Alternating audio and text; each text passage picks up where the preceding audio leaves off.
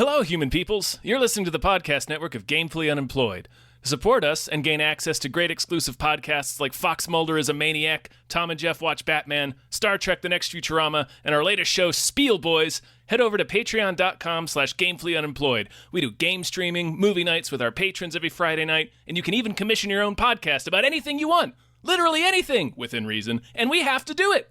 You are quite frankly out of excuses not to go visit patreon.com/gamefullyunemployed. That's patreon.com/GAMEFULLY unemployed, which is spelled like it sounds.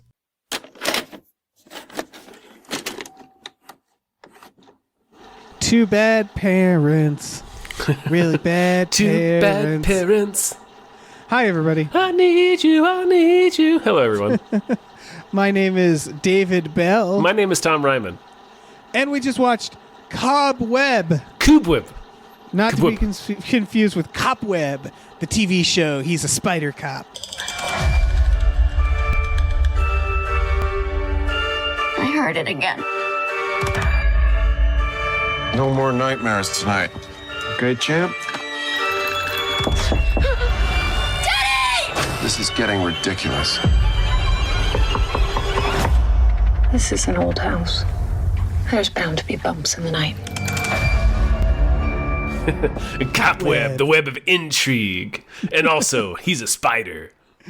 Oh, terrifying. There's a cop who's caught up in the backstabbing intrigue of civic justice, and also he has 8 legs. Oh, fuck. There were a lot of things that could have been watched this weekend. TMNT. Yeah, Last Voyage of the Demeter. We almost did. Almost did. We realized this was on streaming. Yeah, and I do still want to watch. Yeah, I'm still going to go see Demeter. I saw Turtles. We may end up covering Turtles. I don't know yet. Yeah, I would cover the other one too because it's fucking. I didn't even realize it's the Autopsy of Jane Doe directed. Yes, yeah, and I like that movie. It's not getting great reviews, but Cobweb was a movie that the reason I was personally wanted to do Cobweb. 1, it's on streaming, so everybody can watch it right now. Go ahead and watch it. 2, this came out the weekend of Barbieheimer, and it was a limited release. And so that's all to say that this was on the movies that deserved more hype, I believe. I think, yeah, or it was. I think it might have been a regular trailer. We definitely covered the trailer on Hypecast. Yeah. I'm not sure which section it was in. Listen, folks, we've done a lot of Hypecasts. I actually don't they think blend it was together. More hype because I think the movie got plenty of views, like as a trailer, and it's like a. It seems like it's film. it's a Point Grey production, which is I'm pretty sure that's Seth Rogen and Evan Goldberg's production company. Yeah, but point is that this movie kind of came and went, and then it just limped onto streaming, and I want people to watch it. I think it's going to really get lost in the crowd, especially since it's kind of similar to some horror movies lately. But this is all to say that the reason I personally wanted to watch it and cover it is it's directed by Samuel Bowden, who is the creator and director of Marianne, the Netflix show that we've gone on about a few times, being like a uniquely well-made horror show. And I do think this director is low key one of the better horror directors right now. I think so. No one really talks about them. They don't get that Mike Flanagan attention. You know what I mean? They haven't blown up yet. It feels like they don't get the Flanagasps. Yeah, this also has Anthony Starr and Anthony Starr. Sorry, and Lizzie Chaplin. Kaplan, Annie Wilkes, and Annie Wilkes. Yeah, she was actually great as Annie Wilkes in the Castle Rock TV show. It's interesting to watch her career, especially because she sort of started out as like a comedic actress, right? Yes. And it's very clear that she can be a lot more. Yeah, and she's great in Castle Rock as Annie Wilkes, and she's really good in this. I think she's really good. I think Anthony Starr is going to get a lot of the attention because he's Homelander and he's kind of like the louder casting choice, but her performance in this movie is really fucking good. Yeah, it's stunt casting both, I felt. Both of them are. Yes, both of them are. Yeah. especially him, because he plays a scary father. And what is a scary father if not a scary superhero? It's You know what I Homelander. mean? Yeah, it's Homelander. How It's do a you like scary this movie? person that has absolute power over you. Yeah, exactly. I really enjoyed this movie. Me too. I think it's a really good movie. It's basically Barbarian. That's what I was going to say. It's a lot of things. It's Barbarian. It's also Boogeyman a little bit. And it's also, A little bit, yeah. I think it's Malignant in that it could have had that kind of hype if it came out in the right time. You know what I mean? Because it goes a little batshit. Not It does, but completely. it's also like right, because it's not totally literal. Like what you just hit on, where you said, oh fuck, what's the movie you just said? It wasn't when I said Malignant. Barbarian. No, not Malignant. The one before that. Boogeyman, the Boogeyman. Boogeyman. Yes.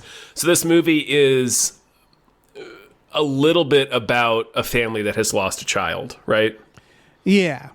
And the paranoia and overprotectiveness, and basically what a loss like that, what a tragedy like that can do to a family in the subtext. But in the literal sense, it is about them locking a monster in the walls. Yes. Spoilers.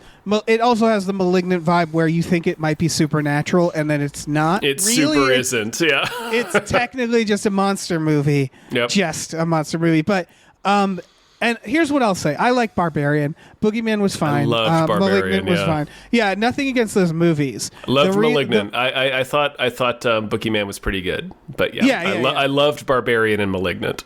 Yeah, and so it's like I can't really compare the films, but what I'll say, I guess to compare this to Boogeyman because it's kind of a similar monster, kind of similar Goes Bump in the Night.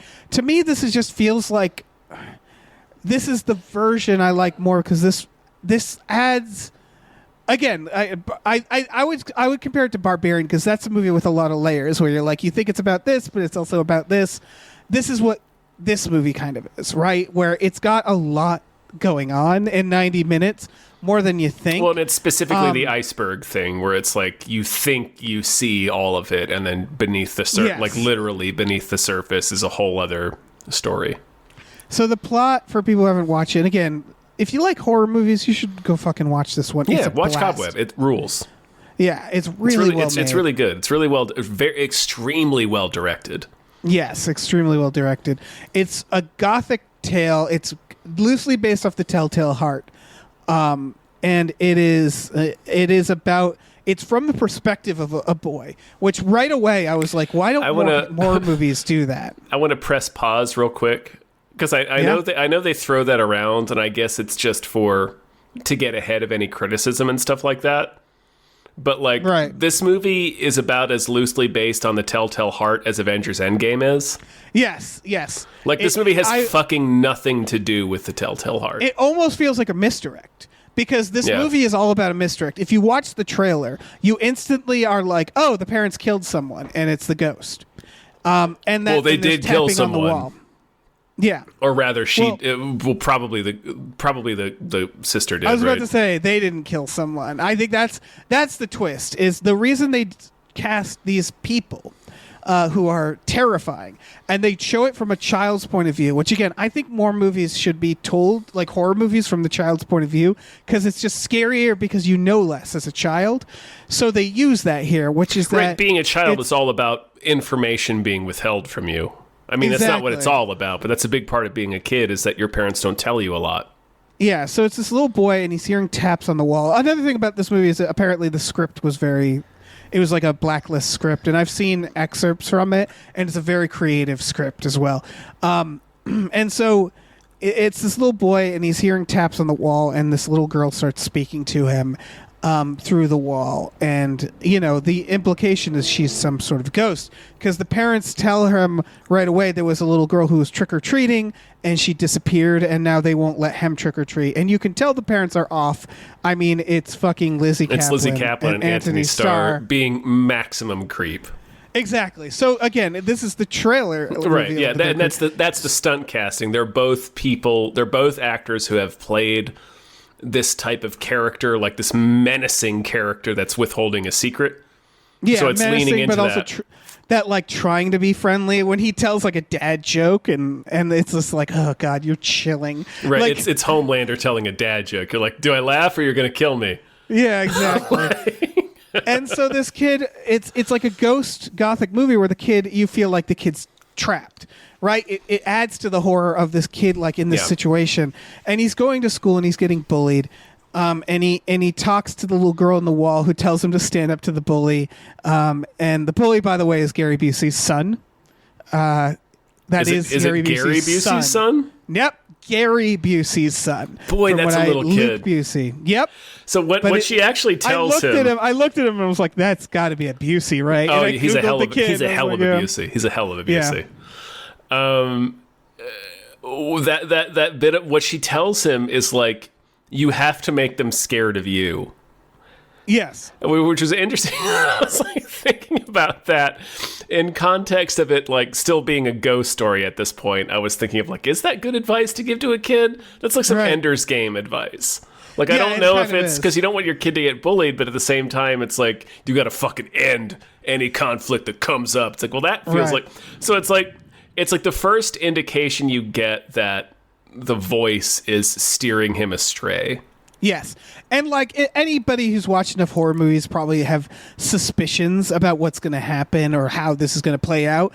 You know what I mean? You're always suspicious of a mysterious voice, but it usually is one of two things. It's either a ghost trying to get you to solve their murder, or it's a fucking demon whispering in your ear, getting you to do shit. And this is more the second thing. I was getting also like the Pan's Labyrinth vibes of it all, where it's the idea of like, she's not good, but she's going to save the kid. You know what I mean?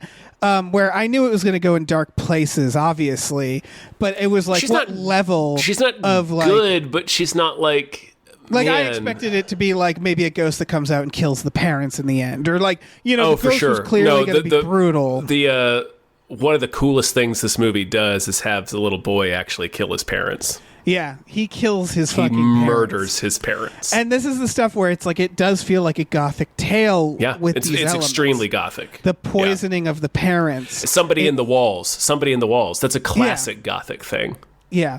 So basically he starts getting homeschooled and he gets grounded by the parents. And here's the first, like, something's up, but then the movie very quickly, because I feel like this happens in the first half hour, is like, okay, yeah, they're bad, because they ground him by putting him in the basement. This is within the first 25 minutes. You're right. Yeah. They reveal that it's not just the basement. They reveal that the basement is hidden. Like, Anthony Starr has to move a refrigerator to open the basement. So it's like the first big red flag. Well, like they've both been like simmeringly weird, and this is the first like real red flag moment. Oh, okay, these people are insane. They have a hidden basement behind the refrigerator. There's the teacher who's concerned, and they ice her out, and they're like clearly keeping her. This. They also menace her basement. Too. Yeah, this hammer scene is so hammer. Good. My God, that scene. Where she goes in the house, and I was like, man, she's not safe. And they do so good with this idea. Like, there's chains in the basement. So you think, okay, putting it together, they killed this little girl on Halloween. They at least kidnapped her. And they kept her for a while in the basement, and they killed her. Yeah. And she's haunting. And the voice eventually tells the kid to go dig up the garden. He finds a skull. And so the girl basically is like convincing him, like, you need to kill your fucking parents because they're going to kill you. But they never show us her telling him that. No. They just show us her telling him, you're going to be next. Like, this is what they did to me. Yep. Once they get tired of me, which they're about to do, they're about to get tired of me. And of course she knows this, because she knows they're going to get tired of her because she's talking to him to get him to do stuff for her. But she's like, they're going to get tired of me, so they're going to kill me, and then you're going to take my place. This is going to happen. So they don't show, the movie doesn't show her telling him to kill his parents. So it plays out as a really creepy, sinister reveal when you realize he's poisoned them both. Yeah, they do this early rat poison thing where he hears the noises and they're like, oh, it must be rats. They go out to the shed.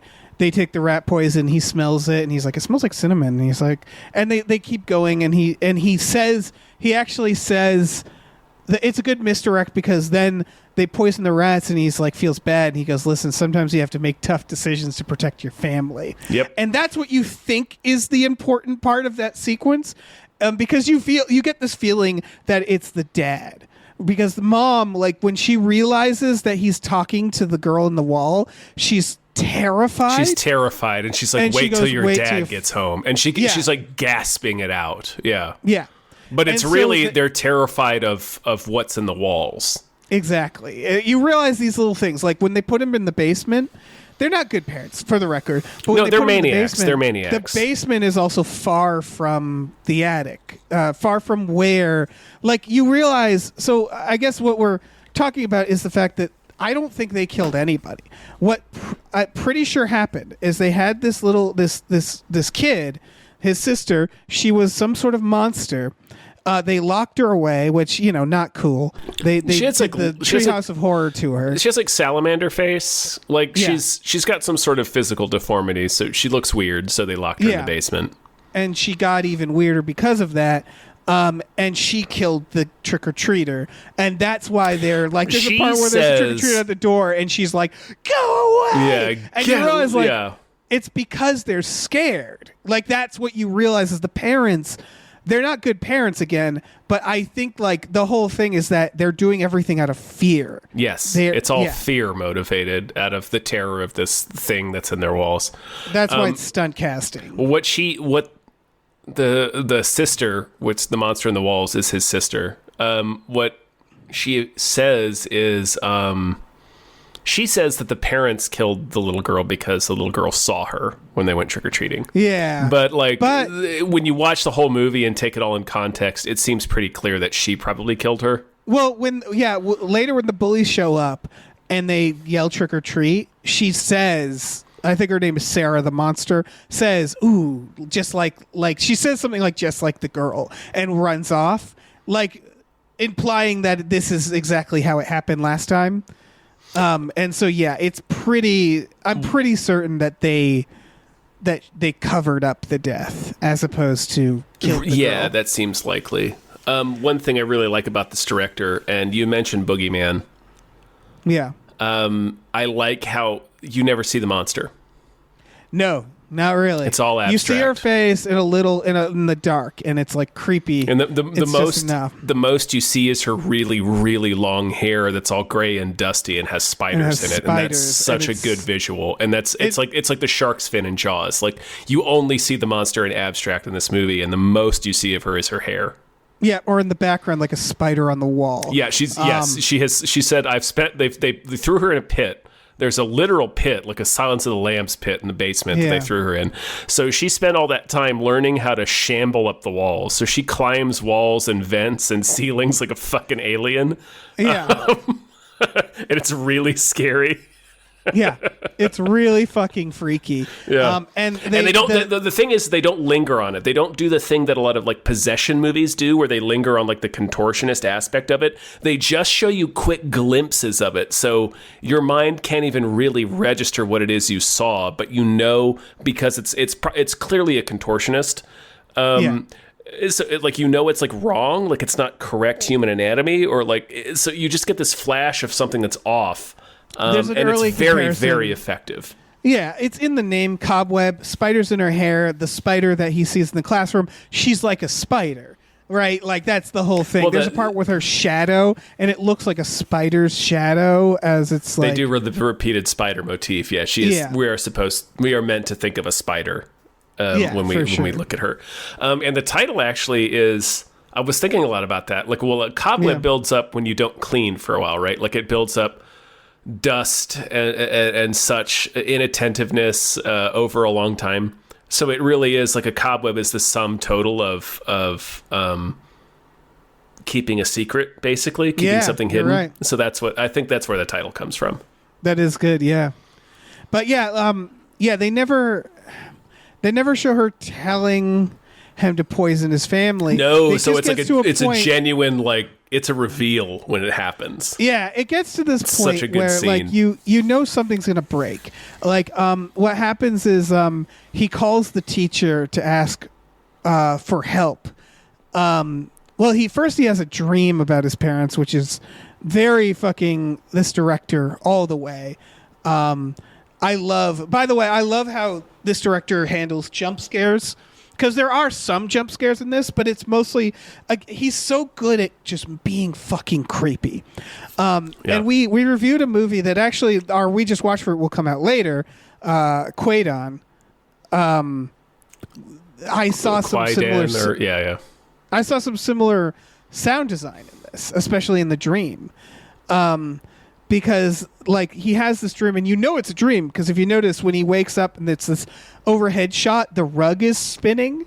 Yeah, it's rotating. Yeah, it's rotating slowly. They do some interesting things like that in this film. Yeah, and then he's in his the door opens, and he's looking down the hallway, and then there's some like the mom crosses in the hallway. They don't do it like a jump scare. They just do it like very creepily, and then he hears this like clicking, these cranking sounds, and it does this slow pan to his dad in the corner of the room smiling, and he's just blinking a bunch, and the cranking is his blinking. Yeah, it's like shit like that where it's like you could, and then there's like this weird stomping, and then it pans back to the mom in the hallway, and it's stuff where it's like you could have jump scared these things, but he knew to kind of like just like slowly show like reveal these very creepy images. Yeah. And I really like how he does everything.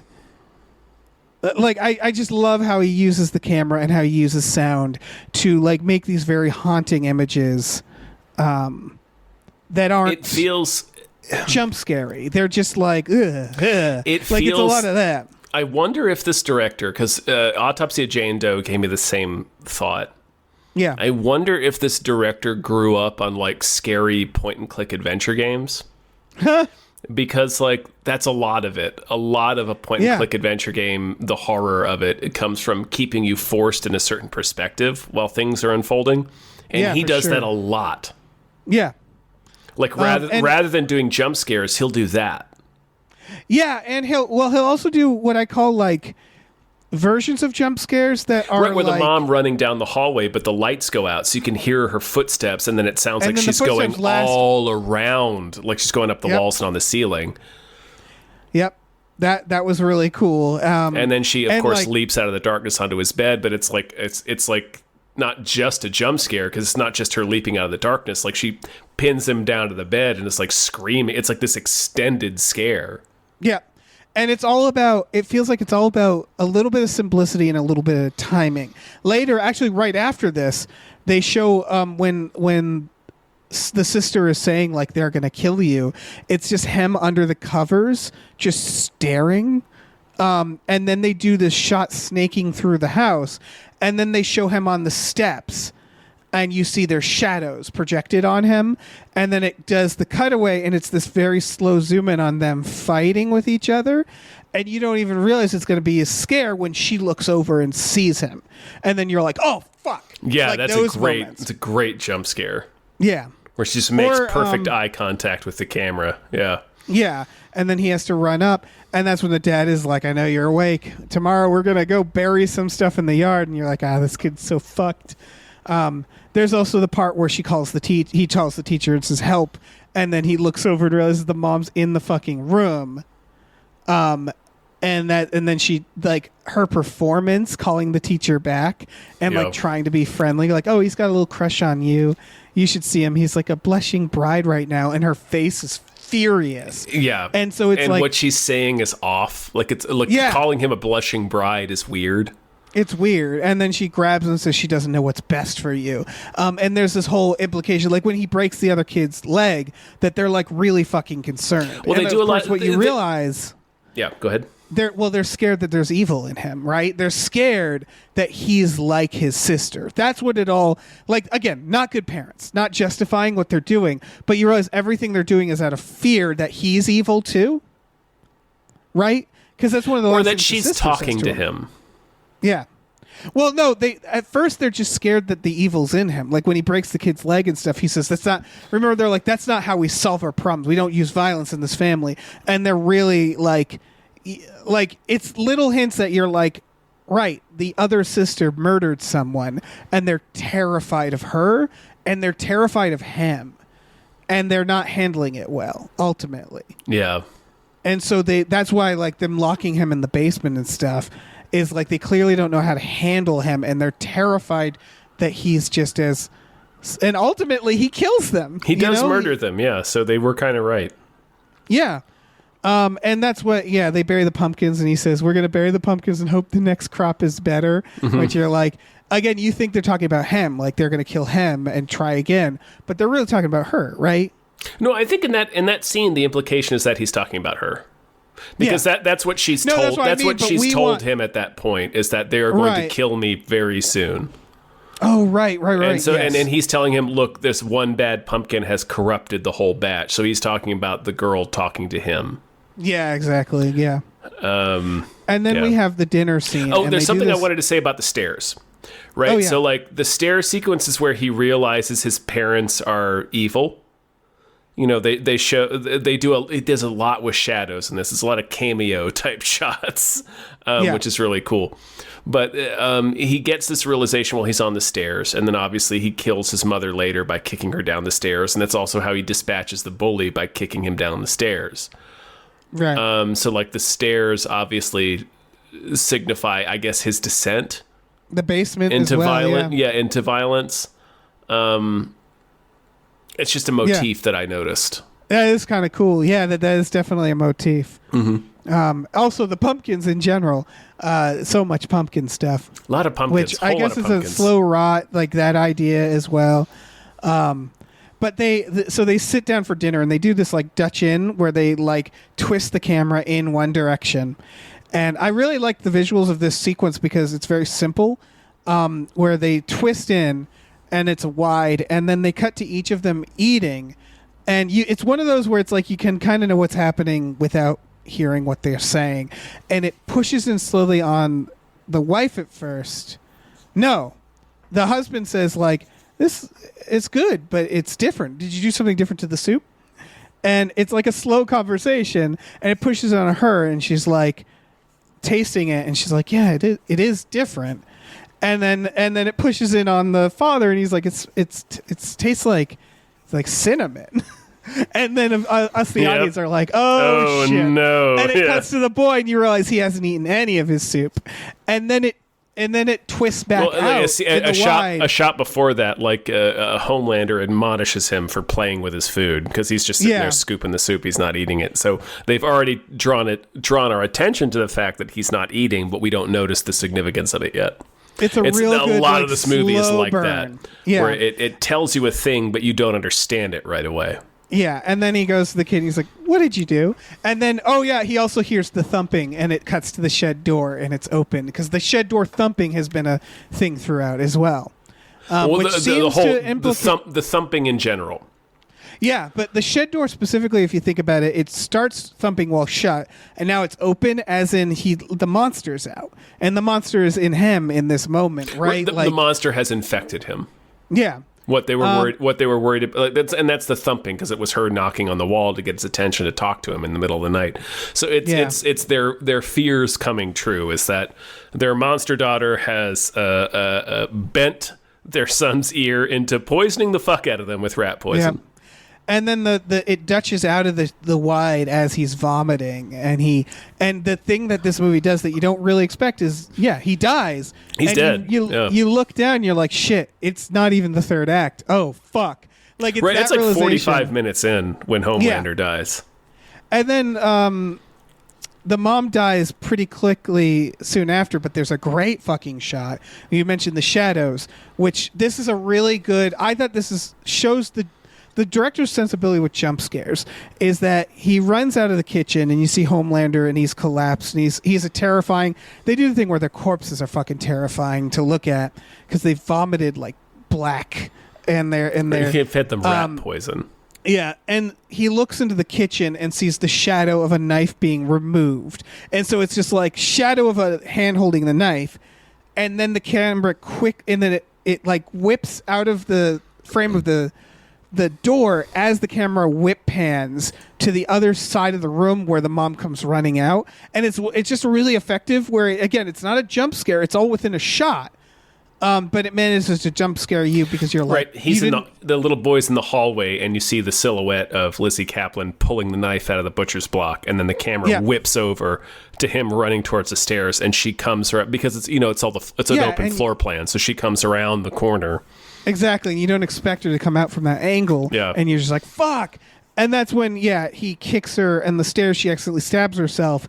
And then if you hadn't already figured it out, you realize the knife is not for him. Yes, because what she says is, "Don't let her out." Don't let her out. Yeah. And then as she's dying, she's staring at him the whole way up the stairs. And then that's when you realize, like, there's so much more movie. Fuck, this is gonna be. It's gonna be something bad. different than what we thought. Yeah. Yeah. So he lets Sarah out, and you just hear this breathing getting louder, and then you see two reflective eyes and this like grin. In the darkness, and he runs, and the voice starts changing because it's been a little girl voice all this time, and the voice, you realize she's not a little girl, like she's probably she's like an adult in her woman. 20s, She's in her 20s, yeah. And then that's when the bullies come back in their dumb little home invasion masks. Like she murders these clowns. Yeah. So, like when they pulled up in their van, I was like, "You guys are in this movie for one reason, and that is to die. So bring on Act 3." It also creates the situation where when the teacher shows up, you're like, fuck, man. Because you know how formidable she is now. Because basically there's this sequence. It's also when the movie's like, we can have fun too. Because the movie's been really tense and scary. And then when she kills the bullies, it's still tense, but it's fun, you know? Right, because you don't running care around about them. She's just annihilating these assholes that you don't like. Her hair's like, you keep seeing her hair like that's whip by. such a good visual. Like it's the shark fin. It's the shark fin in Jaws. It like is. You really mostly just see her hair getting dragged across surfaces or disappearing around a corner, and it's full of cobwebs or and she's spiders crawling on the and ceiling, stuff. so it's hanging off the ceiling. So it's hanging. Yeah, it's and a really good down on people. It like blinds you to her face. It's a really excellent abstract. It's a really excellent visual, and it's like corpse hair. It's so like it's got spiders and it's all dust and gray. It's this gray in it, clumped. Yeah. And then when you do see her face, in a decade. She's got like this cartoonishly wide grin. I love this director does great with like the use of grinning and like way better than the movie Smile, where it, like Marianne kind of dealt with this too of like a face contorting or being cartoonishly fucking scary. And then there's just fun, a hallway decapitation. They murder a child, you know. They sure do, in a terrifying and scene. Some teens, yeah, and they're all just getting fucking murdered, and it's terrifying, and they're screaming. And that's when the teacher comes back to rescue him, and Sarah locks the boy away. It's unclear if she's going to kill him. It seems like she is. She wants him to suffer the way she did, because her idea is she's like, I was in here, neglected. You had the good life. You had the golden life. It's like a fairy tale monster too. Yeah. And so she's like, and now you will be trapped away. You're right. It's very tit for tat in the way that fairy tales often are. Yeah. And then the teacher comes, and the teacher basically they play with the idea that there's this hole in the wall in his bedroom, so they use every part of that, where she smashes that open while locking the door to get to him and get him out. But then that means Sarah the monster can circle back around and go in that way, so then they have to run out the other way, and they get out of the house, but not before she grabs the son, the boy, and puts him in the basement. And then they essentially just lock her in the basement in that cage. Yeah, they whoop her ass a little bit. And they whip her ass a little bit. Kick her back into her little pit where he she uses started her hair out. to get out. And then at the end, I wrote down what she writes, what she says, because I love. It also feels like a great horror ending, because she basically says, like, "You're with me always. It's in our blood." Again, that's the whole idea. Is the parents were scared he's a murderer like her, and he turns out to be. And then as they're walking up the stairs away from her, she says, "Every night when you lie in bed, you'll wonder if you locked the door or saw a shadow move. Every creak, every groan, every tap in the wall, you'll think of me. We're family, Peter. I will always be with you, always. And the movie ends. And that's such a chilling fucking ending. Good ass ending, man. Yeah. It's the idea of, like, we defeated her, but kind you're of fucked. Yeah. Yeah. Even if she rots in there, you're fucked, man. You're fucked for life. Right. She's going to haunt you the rest of your life, regardless. Yeah. You are changed. And it's sort of about, again, that idea of, like, is he also a monster? It's such a good fucking movie. And whether his parents' response made him that way. Yeah, because you can take it also as a less literal, like, parents being like helicopter parents. Yeah, because they're terrified of anything happening to him. Yeah, for sure. And I think there's a lot of layers to that, but I think the goal of the director was, I feel like, just to tell a really good gothic horror story. I think so. Yeah. That went a little nuts at the end. It's definitely like Fall of the House of Usher more than Telltale Heart. I don't know why they said Telltale Heart. I don't know, man. The knocking, I guess, but it's like there's knocking in a lot of movies, guys. I don't know. Yeah. And it does feel like there is, like, I don't know, stuff like his wallpaper. Is his wallpaper hot air balloons or were they pumpkins? I couldn't tell. Hot air balloons. But I mean, obviously the visual, the spherical connection is there. It's freedom. There's a lot of that. Yeah, you're right. It is freedom. Yeah. There's a lot of spherical connections. Things like the moon shining through, him putting his flashlight on the wall. His circular window, his circle window. Yeah, there's a lot of framing the wall. And the hole is the a circle. Shots. Yeah. As this, like, ominous presence, and it's framed usually with this circular light on it, and then the pumpkins, and the pumpkin patch outside, like they don't really have a yard. They make the house like all kind of fucked up because you can sort of tell, like, that's one of the first signs is, like, they're not taking good care of the house. Everything's kind of rotting away. Mm-hmm. And it's, like, very clear that these two, like, it feels like he's in a haunted house from the start. It's an older house too. Yeah. Yeah. But it just feels like generally, like, there's a secret in this house. These people are fucked in some way. Right away you get that feeling, and that, like, slow burn vibes are so good. And then again, from the perspective of a kid, where I couldn't tell at first if they were doing that just because it's scarier, or if the kid, if the parents, like, because I knew they were definitely playing with the idea that the parents weren't what they seem. Yeah. And we had to figure out in what way. And I think it did a really good job, like, even being a person who sees a lot of horror movies, mm-hmm. I wasn't completely sure what was going to happen, No, me either. Even though it turned out to be very similar to Barbarian, it was still hard to predict. Yeah. Like, even the rat poison, I was like, when that happened, I was like, oh, that's going to come into play. And then enough happened that I forgot about it. Mm-hmm. And then when they're eating soup and he says it smells like cinnamon, I'm like, oh, of course. Well, and of course. What you said, like, in that scene, they do enough work where you think the takeaway is what he says to the kid, which is definitely an important part of this scene, don't get me wrong, where he says you have to make tough decisions to protect your family. So it's just, we think at the time it's just showcasing his willingness to do horrible violence in order to do what he thinks is protecting his family. And then, of course, later on in the film, we come to understand what that actually means, where he buried a little girl in the backyard and has their monster child in the walls. It's so, again, like, what's interesting about this movie to me is, on paper, like, I once I realized that the script, because my one thought was, like, this is a very tight and good script, but I don't see how it would necessarily stand out. And now knowing that the script was also just, like, really creatively written, makes a little bit of sense, because I do see why this film kind of blends in. And what I mean is that if you saw trailers for it, or, like, if you're only half watching it, or you're not, like, a stupid nerd about filmmaking, it has a lot of the same elements, right? As, like, Boogeyman or Barbarian.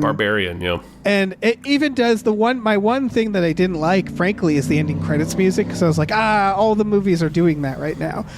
Old-timey happy music. And it's like, that almost felt like a producer note, where it was like, oh, you didn't need that. But what I like about this movie is it didn't feel like it was trying to become a meme. it didn't go too wacky or over the top. No, it's not that over the top. It's not Malignant. It's not. And it's not Barbarian. Barbarian is really over the top, and it's through that.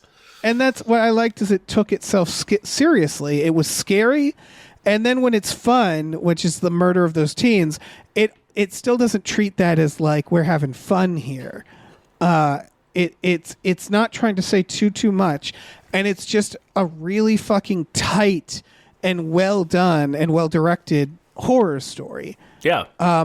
And then like just the script is very well put together, where it's like there's a lot of misdirects.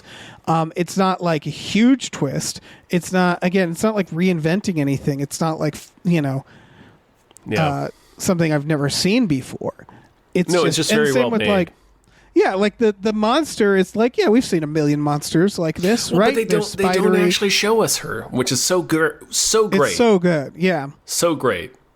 Yeah, that's why like the Boogeyman, a movie that was fine, I compare it to, because that to me is the version where it's like that was fine, but that was doing that was like very paint by numbers, in my opinion. And it also, in a similar way, really understood its monster. Yes, it did. That not to overexpose it, and we really only see the Boogeyman once clearly, and it's not that clearly, and it's a similar thing with Sarah in this film, where you never really see her. No, not really.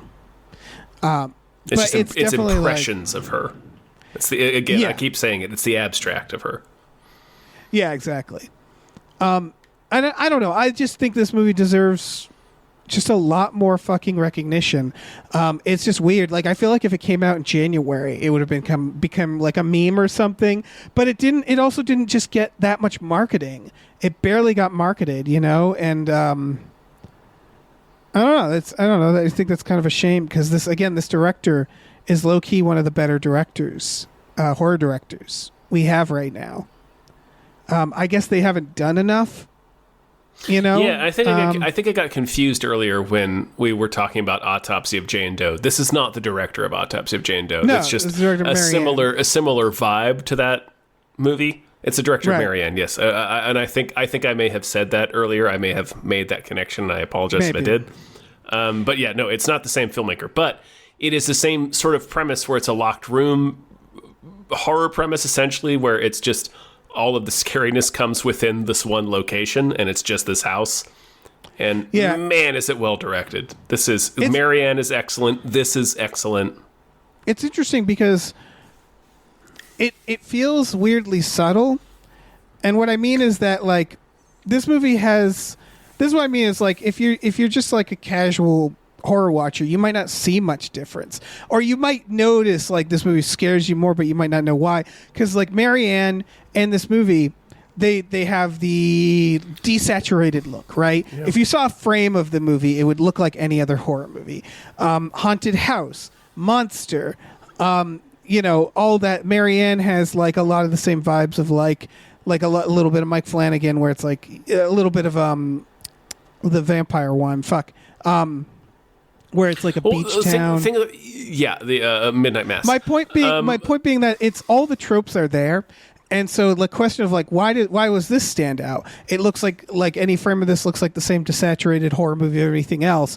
There's just a quality to the cinematography and editing and the slowness that this director does such a good job at making you just dread every moment, where it's like, I don't want to be here. Like, that's my feeling, is like, I don't want to be here right now. I don't want to be in this scene. There's a couple of things I want to point out to that end, where I think this director understands it's a little bit of a Kubrick building the hotel for The Shining sort of mentality, where like in the scene where the repeated use of shadows, first of all, the silhouettes, is creepy. It's unnerving. And they do that a lot in this film.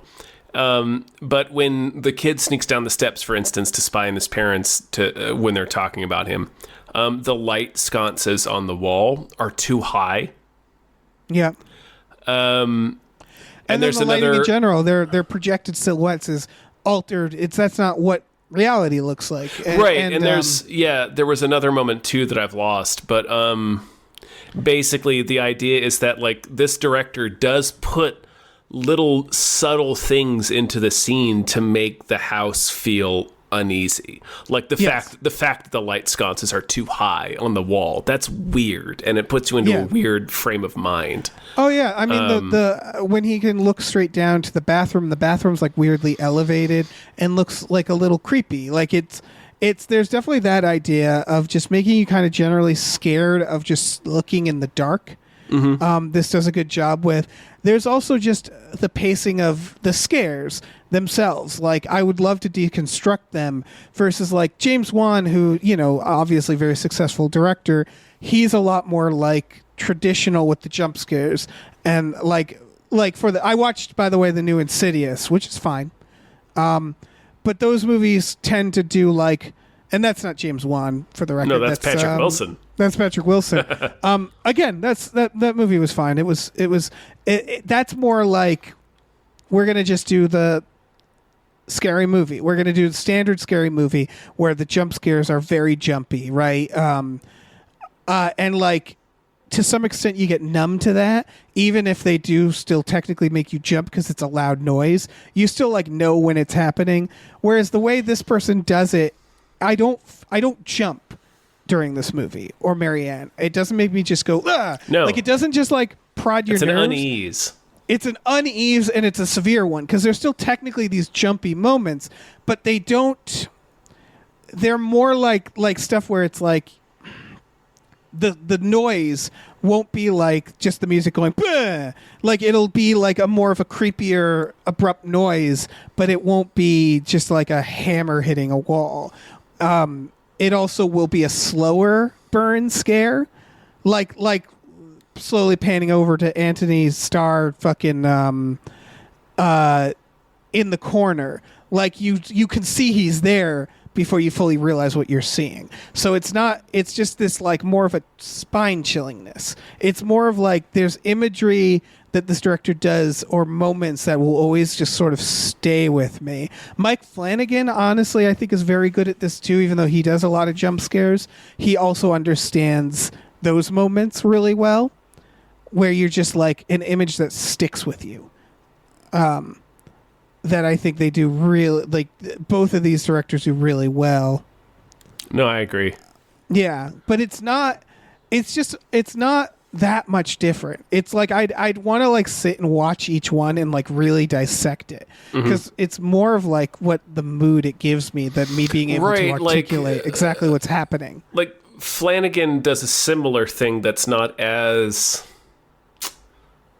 I feel like Flanagan goes for the drama more.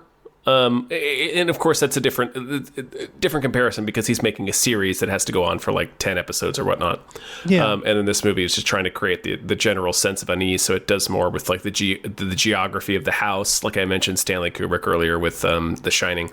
Right. And just like weird things like that. And the shot choice, like they do a lot of top down shots in the house. Yep. Slow zooms go a long way too. And that's very Kubrick. Yeah, and the thing you said about like a rotating Dutch, basically, like it does a lot of things to keep you on edge in the house and keep the house feeling mysterious. And there's a lot of traditional horror stuff that you just know, like works. Like I think, right? It's just eye contact. I like Never underestimate eye contact, especially eye contact with a corpse. Like when like the door slowly opens, the slow creak, the slow realization of like there's a corpse in there and it's looking directly at me. Like these moments where they feel like, again, gothic horror, like an old story. They go a long way with this stuff. Right, the oppressive feeling of horror. Yeah. And it's less about like lighting. Where I think Flanagan leans on lighting a lot. Definitely in Hill House he does. There's still like huge dramatic connections to all the ghosts that show up in Hill House, and I think Hill House is a masterpiece.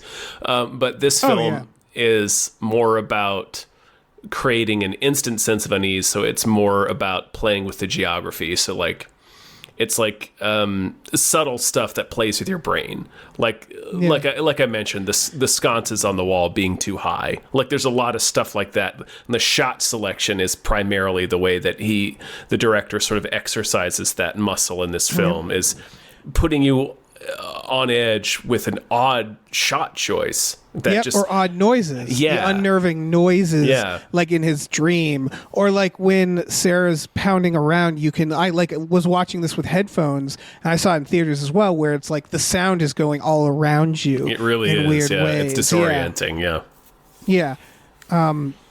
He just uses every part of like the horror movie, and he uses it so well that I might rewatch Marianne today. I might. There's so much of what makes really, really good horror is what's not seen.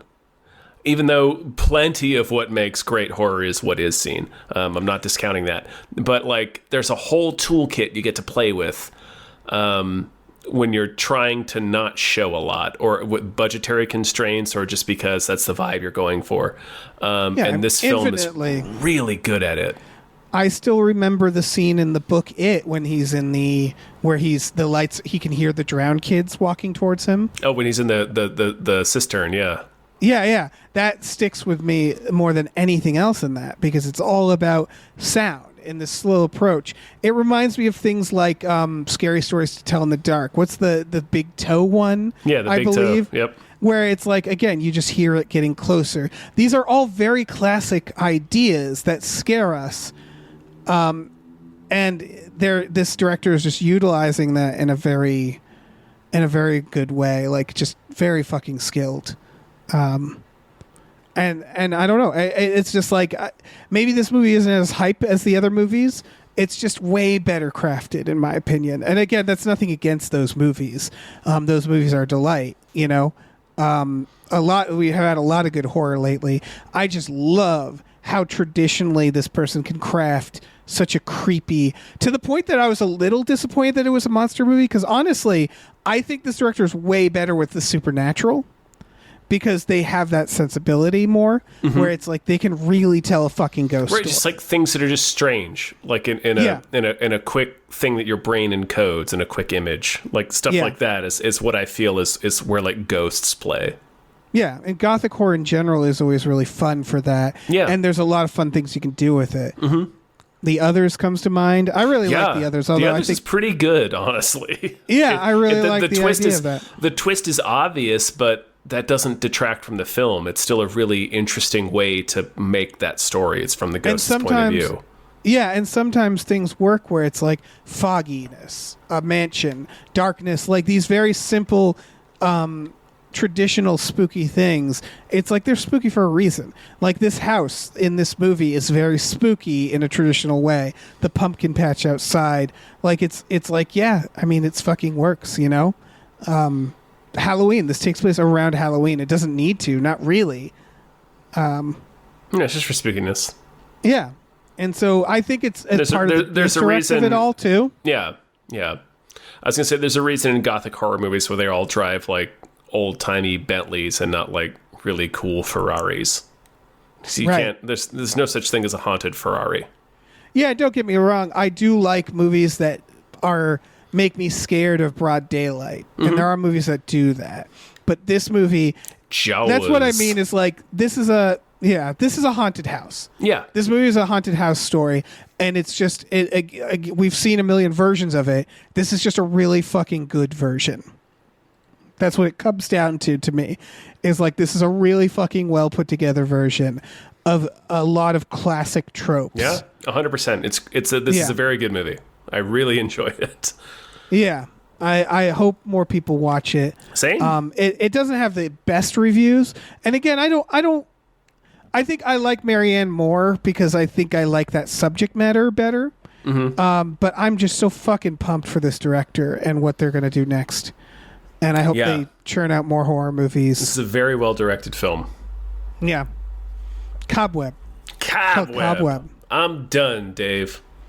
Yeah, I'm done too. I'm hungry. Yeah, same. Let's be done. Eat some spiders. Eat some hair. Yeah. Eat some Folks, hair and thanks for- cobwebs. Ooh, yeah, I'm going to eat all the hair. Guys, we have a Patreon. Patreon.com/gamefullyunemployed. GAMEFULLY unemployed. For $5 a month, you get access to exclusive podcasts like Tom and Jeff Watch Batman, Fox Mulder is a Maniac, Star Trek The Next Futurama, Spiel Boys. We also watch movies every Friday night with our patrons as well. We have a whole Discord community. Check it out. Why don't ya? We also have a store. Head over to gamefullyunemployed.com. We can find a link to our Teespring store. We have all kinds of cool original artwork and designs you can get on t-shirts, mugs, stickers, posters, all sorts of things. So slap your cobwebbed peepers onto that. Yeah, your webby peeps. Your webby peeps. Yeah. And don't have kids. No, definitely not. One of them might turn into a weird spider monster that kills just the entire neighborhood. That is possible. What do you think she was going to do? What was her plan after this? I don't you think know. she was just going to go to the city and get a I job? hope so, like wear a hat. Yeah. She just or I like the idea of the teacher showing up and her there like, I've always lived here. I don't know what you're talking about. Get off my property, please. Just the That Girl Yeah. opening credits with this monster. Yeah. I wish her best. I wish her the best. Yeah, I hope she I gets hope out. things works out for her.